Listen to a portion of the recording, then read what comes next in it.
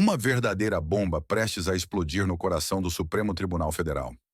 O que está acontecendo dentro do STF vai além de qualquer intriga política ou disputa judicial já vista. Estamos falando de um confronto brutal entre as facções internas da mais alta corte do Brasil, com Alexandre de Moraes em uma batalha aberta e feroz contra seus colegas ministros, tudo por conta de uma única questão: quem, de fato, tem o poder de julgar o ex-presidente Jair Bolsonaro? Acredite, o que parecia ser uma disputa política simples, agora se transformou em um jogo de xadrez, onde a autoridade sobre o destino de Bolsonaro se tornou a peça central. O que está em jogo vai muito além de um simples julgamento. Estamos falando da preservação de um sistema de poder enraizado e imbatível. Moraes, com sua postura intransigente, está à frente de uma operação política que promete mudar radicalmente o cenário da política nacional. E o que acontece nos bastidores do STF agora pode redefinir o rumo do Brasil para os próximos anos. Isso que você está prestes a descobrir vai fazer você repensar tudo o que sabia sobre os bastidores do poder no Brasil. Agora você deve estar se perguntando: por que esse confronto é tão intenso? O que está gerando tamanha divisão no Supremo? Pois bem, vou te explicar agora. O embate surgiu quando se decidiu onde o julgamento de Bolsonaro realmente deveria acontecer. Seria na primeira turma, com apenas 5 ministros, ou no plenário, com os 11 membros da corte? A disputa não é apenas sobre o local do julgamento, mas sobre o poder e controle de quem dita as regras do jogo no Supremo Tribunal Federal. Uma decisão aparentemente simples, mas que foi capaz de dividir o Supremo em duas facções polarizadas e implacáveis. E isso não é apenas uma crise interna. É um reflexo direto de uma guerra de egos, interesses e disputas de poder que tem implicações profundas para a política do Brasil.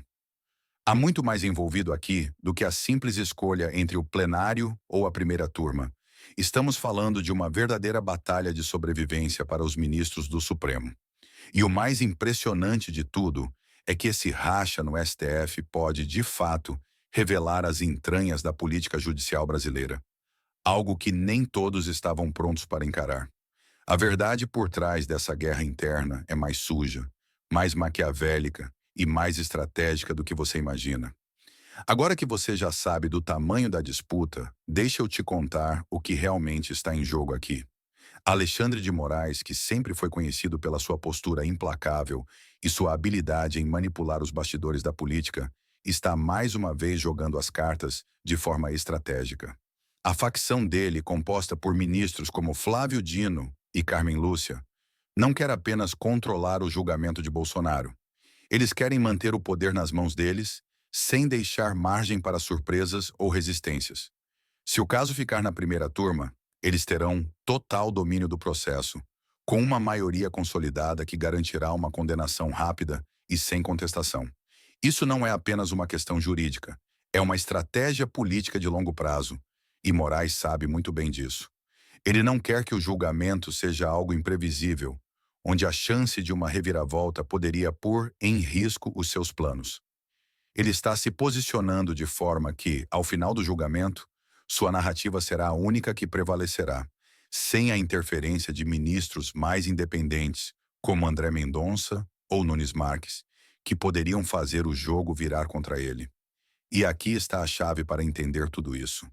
Moraes quer um controle total, uma vitória com um poder absoluto que ficará inquestionável.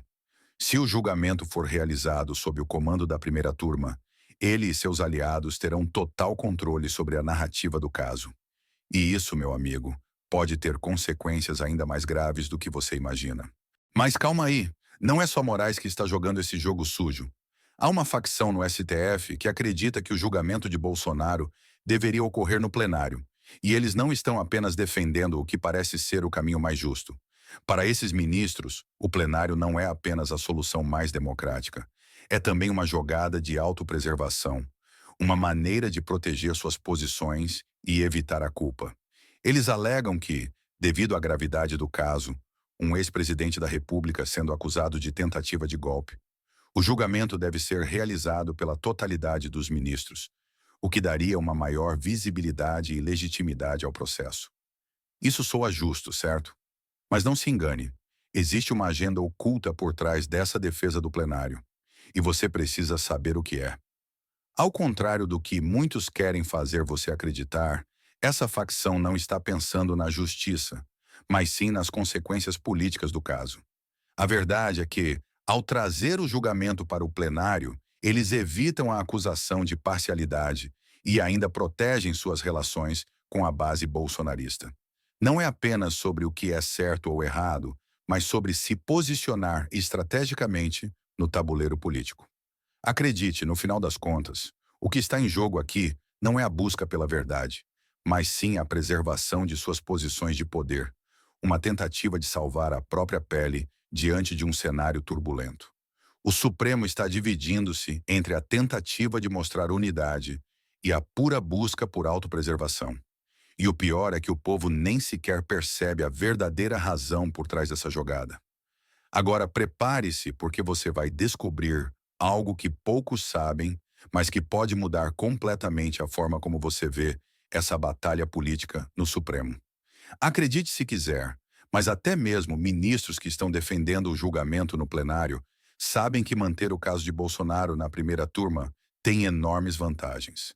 Eles não falam disso em voz alta, mas por trás dessa fachada de imparcialidade, o que realmente está em jogo é a proteção da imagem pública de cada um deles.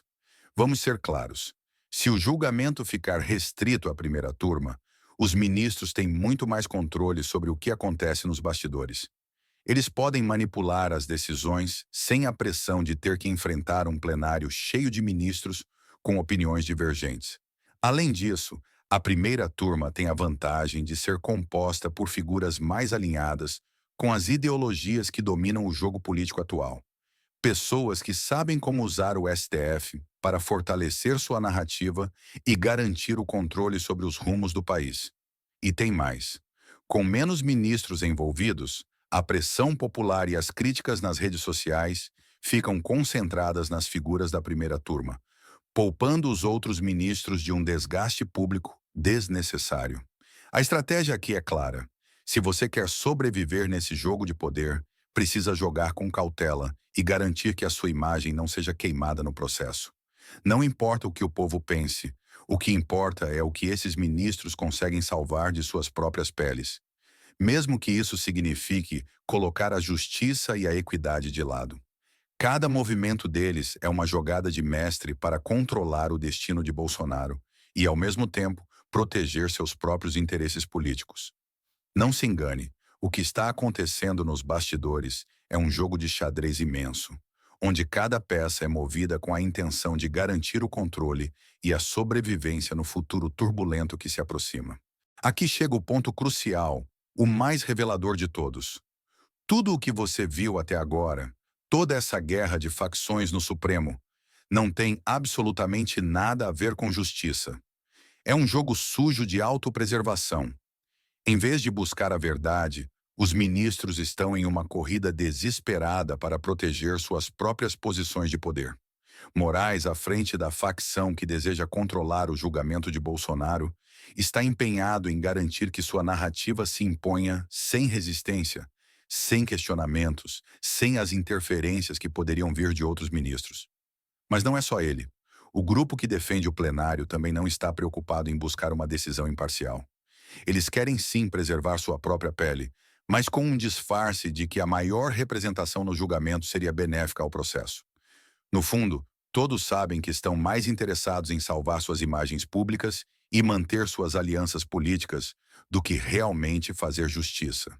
O STF, que deveria ser o guardião da Constituição, agora parece mais um ringue de vaidades, onde a prioridade é a própria sobrevivência política de seus membros. A Constituição e os princípios da justiça são deixados de lado, enquanto os ministros jogam suas cartas para garantir que o cenário político se alinhe a seus interesses pessoais. E a pergunta que fica é: o que sobra de tudo isso para o Brasil? Uma justiça que nunca chega, um sistema que privilegia os poderosos e um povo que assiste a tudo isso sem poder fazer nada. É frustrante, indignante e, ao mesmo tempo, assustador.